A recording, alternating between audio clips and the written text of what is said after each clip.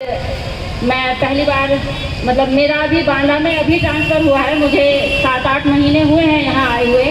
तो मुझे आज ही पता चला कि यहाँ पे इस तरह का आयोजन होता है।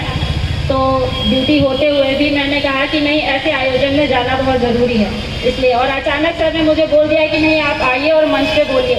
तो पहले से क्योंकि कुछ बहुत तैयारी नहीं है मेरी, अचानक से मुझे खड़ा कर दिया गया।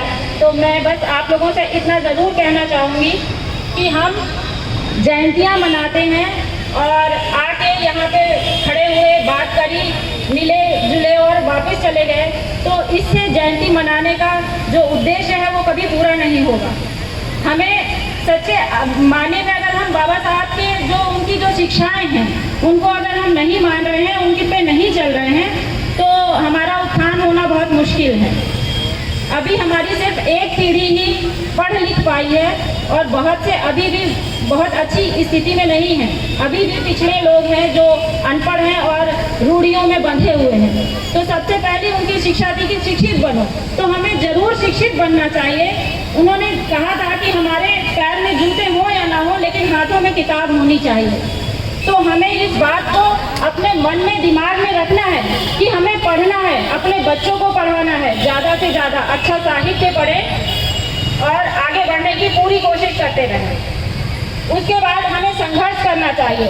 ये ऐसा देखने में आता है कि जब हमारे समाज से लोग अच्छे पदों पे पहुंच जाते हैं तो वहां जाने के बाद वो थोड़ा अपने आप को हमारे समाज का बताने में शर्मिंदगी महसूस करते हैं, लेकिन ऐसा नहीं होना चाहिए। हम जिस समाज से आते हैं हमें उस पर गर्व होना चाहिए। हम गर्व से कहें कि हम इस समाज के हैं, बिल्कुल भी शर्मिंदगी नहीं महसूस होनी चाहिए। और हमेशा अपने समाज को, यदि हम किसी स्थान पर पहुंच गए हैं, आज हम किसी मकाम पे पहुंच गए हैं, तो हमें हमेशा कोशिश करनी चाहिए कि हम अपने समाज को भी अपने साथ ऊपर उठाएं। ये नहीं कि हम पहुंच गए हैं और अब हम ठीक है, हमारा तो हो गया, अब जाने तो बाकियों के बारे में हम नहीं सोचते। अगर बाबा साहब ने भी यही सोच लिया होता कि मैं तो अच्छी जगह पहुँच गया हूँ, मुझे अब क्या ज़रूरत है, ये लोग जैसे भी जिए, ये इनकी किस्मत है, तो क्या आज हम इस जगह पे पहुँचे होते?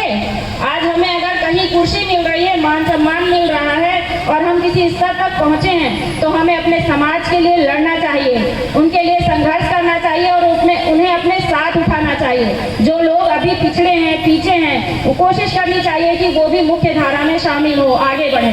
और इसके साथ ही उनका तीसरा नारा था कि हमें संगठित रहना है, क्योंकि उन्हें मालूम था संगठन में ही शक्ति है। यदि हम बिखरे रहेंगे, टूटे रहेंगे, तो हम कभी भी आगे नहीं बढ़ पाएंगे, बहुत आसानी से दबा दिए जाएंगे। क्योंकि हमारे पास ना तो बहुत ज़्यादा जमीन जायदाद है, ना बहुत पैसा है, ना बहुत रुतबा है। हमारे समाज के लोग अभी भी बहुत पिछड़े हुए हैं। तो हमें पढ़ाई ही हमारा मुख्य साधन है और हम संगठन के जरिए ही आगे बढ़ सकते हैं, समाज में अपनी स्थिति अच्छी कर सकते हैं।